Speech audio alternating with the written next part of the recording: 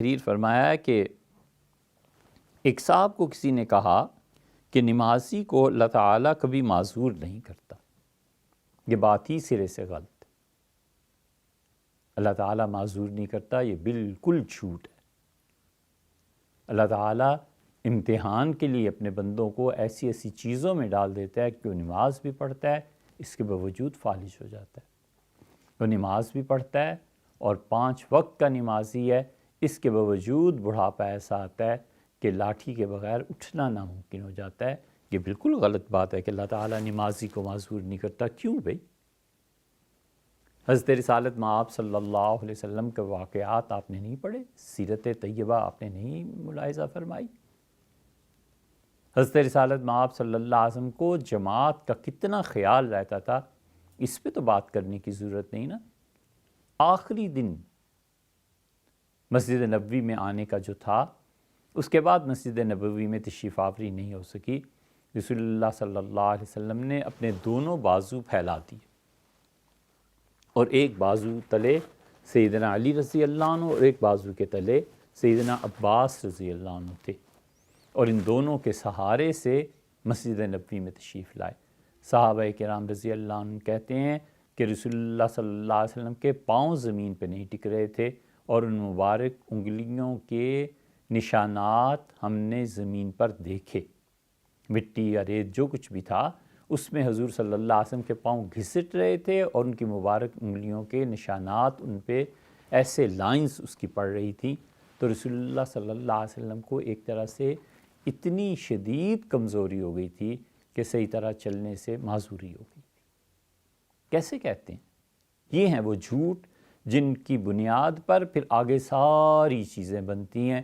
کوئی پڑھا لکھا آدمی کبھی نہیں کہہ سکتا کہ نمازی کو اللہ کبھی معذور نہیں کرتا۔ نمازی معذور ہو جاتا ہے۔ مسجدوں میں جائیں، کتنے معذور ہیں جو کرسیوں پہ بیٹھ کے نماز پڑھ رہے ہیں، حتیٰ کہ پاگل پن آ جاتا ہے، نفسیاتی مسائل کا شکار ہو جاتے ہیں، سب معذوری۔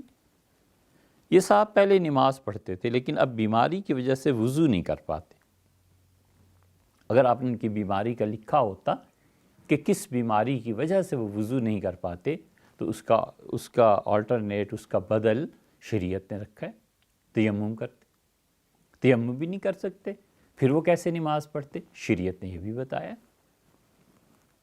لہٰذا نماز نہیں پڑھتے، غلط بات ہے، نماز پڑھنی چاہیے۔ وہ خود تیمم نہیں کر سکتے، کوئی ان کو تیمم کروا دے، سیدھی سادی سی بات ہے۔ عذر کیا ہے جس کی وجہ سے وہ نماز نہیں پڑھ پاتے؟ بیماری کی وجہ سے اٹھ کے جا کر وضو کرنا دشوار ہے، لیٹے رہیں، تیمم کریں اور نماز پڑھیں۔ ان کے ذہن میں یہ وہم آ گیا ہے کہ ان کی پہلی نمازیں کیا قبول نہیں ہوئیں۔ یاد رکھیے، ہم سب کو حضور اقدس صلی اللہ علیہ وسلم کی یہ بات یاد رکھنی چاہیے۔ نبی کریم صلی اللہ علیہ وسلم نے فرمایا، کبھی اپنی نیکی کے کسی کام کو بھی حقیر نہ سمجھنا۔ گہری حکمت ہے اس میں۔ فرمایا، اپنے نیک کاموں کو کبھی کم نہ سمجھنا، اپنے نیک کاموں کو کبھی بھی ایسے نہ سمجھنا کہ بالکل معمولی سی چیز ہے۔ جب آدمی نیکی کو بڑی چیز سمجھتا ہے تو ایک حصار اور دیوار کی ضرورت ہوتی ہے بس۔ ہمیشہ یہ خیال رہے کہ یہ نیکی میں نہیں کر رہا، یہ اللہ کی توفیق سے ہے، خدا توفیق دے رہا ہے، اور یہ نیکی کا کام مجھ سے اللہ لے رہا ہے۔ نیکیاں عارضی ہیں اور میرے گناہ مستقل ہیں، میری ذات کے ساتھ گناہ چمٹا ہوا ہے، میرا ہر کام نالائکی پہ مبنی ہوتا ہے، اور جو نیکی کے کام ہیں تو اللہ لے رہے ہیں، اللہ تعالیٰ کروا رہے ہیں۔ تو اس کا فائدہ یہ ہو جائے گا کہ نیکی کے کام کرنے کے باوجود کبر سے محفوظ رہے گا کہ نیکی عارضی ہے، کسی بھی وقت ختم ہو سکتی ہے، اللہ کی توفیق کسی بھی وقت چھن سکتی۔ اس تصور کے ساتھ جو بھی نیکی ہے نا، اسے کبھی بھی حقیر نہیں سمجھنا چاہیے۔ راستے میں پتھر پڑا ہوا ہے، آپ نے ہٹا دیا، بہت بڑی نیکی۔ عین ممکن ہے کہ اللہ اس بظاہر آپ کی چھوٹی سی نیکی آپ کی نظر میں اللہ اس کی وجہ سے مغفرت کر دے۔ حضور اقدس صلی اللہ علیہ وسلم نے فرمایا، نسائی میں ایک جگہ آتا ہے، غالباً اسی کی روایت ہے، کہ نبی کریم صلی اللہ علیہ وسلم نے فرمایا ایک شخص کو اللہ نے جنت میں بھیج دیا اس لیے کہ اس نے ایک ایسے درخت کو کٹوا دیا تھا جس پہ کانٹے لگے ہوئے تھے اور پیدل چلنے والے لوگوں کو کانٹوں کی وجہ سے تکلیف ہوتی. اور وہ حدیث تو آپ نے سنی ہی ہوگی، اس کی تفصیل میں کیا جانا، جہاں حضرت رسالت پناہ صلی اللہ علیہ وسلم نے بتایا کہ وہ جا رہی تھی کسی برے مقصد کے تحت اور وہ رکی اور کنویں پہ اس نے دیکھا نہ رسی نہ ڈول، پانی کیسے پیے. تو اس نے اپنی اوڑھنی سے اپنا جوتا باندھا اور شدید پیاس اسے لگی ہوئی تھی اور اس نے اپنی اوڑھنی چادر اس کے ذریعے جوتے سے پانی باہر نکالا اور پی لیا. اور پھر اس نے دیکھا کہ کتا کیچڑ چاٹ رہا ہے. تو رسول اللہ صلی اللہ علیہ وسلم نے فرمایا کہ اس نے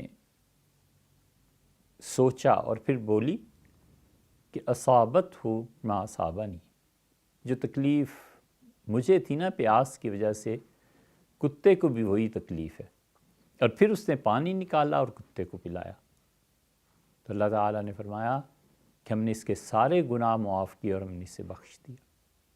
ایک بدکارہ عورت کتے کو پانی پلانے پہ بخشی گئی.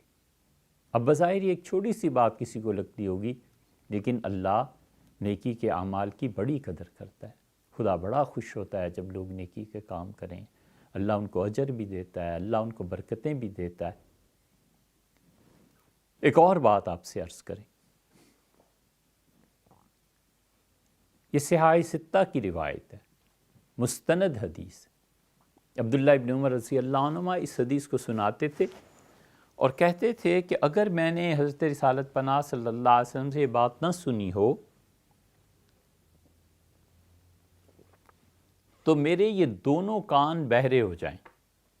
یوں ہاتھ رکھتے تھے اور کہتے تھے دونوں کان میرے سننا چھوڑ دیں اگر میں نے حضور اقدس صلی اللہ علیہ وسلم سے ایک نہیں، دو نہیں، تین نہیں، 7 مرتبہ سے بھی زیادہ یہ بات نہ سنی. اس کا خلاصہ یہ ہے کہ ایک آدمی کو بس ایک علت بری لگ گئی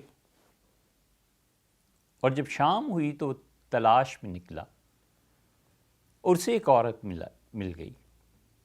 اس نے معاملہ طے کیا 60 اس زمانے کے روپے پر، اور جب وہ اسے اپنے گھر لایا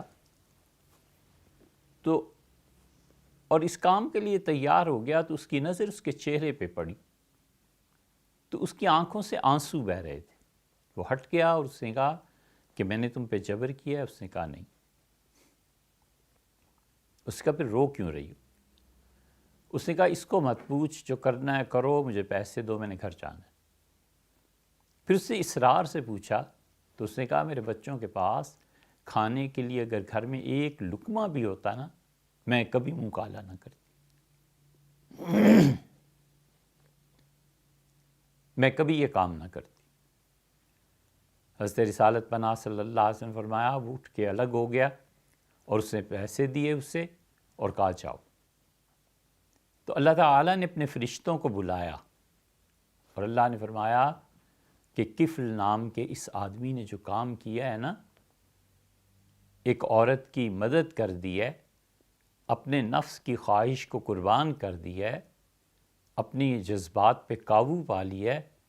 ہم اس سے اتنے خوش ہیں کہ دیکھو اب ہم اسے توبہ کی توفیق بھی دیں گے. یہ پہلا خدا کا انعام ہوا. پھر اللہ تعالیٰ نے فرمایا کہ 3 دن کے اندر اندر اس کی موت بھی ہو جائے گی. اور تیسری چیز اللہ تعالیٰ نے فرمایا کہ جاؤ اور جب یہ مر جائے تو میرے فرشتوں اس کے گھر کے دروازے پہ لکھ دینا کہ غفر اللہ للکفل، اللہ نے کفل کو معاف فرما دیا. وہ جنت میں چلا گیا. ساری عمر کی بدکاری اور یہ چیزیں، اس سے پتہ چلتا ہے کیا پتہ ہے کسی کو کسی کے خاتمے کا. اس لیے لوگوں کو گناہوں سے تو روکنا چاہیے، مذاق نہیں اڑانا چاہیے.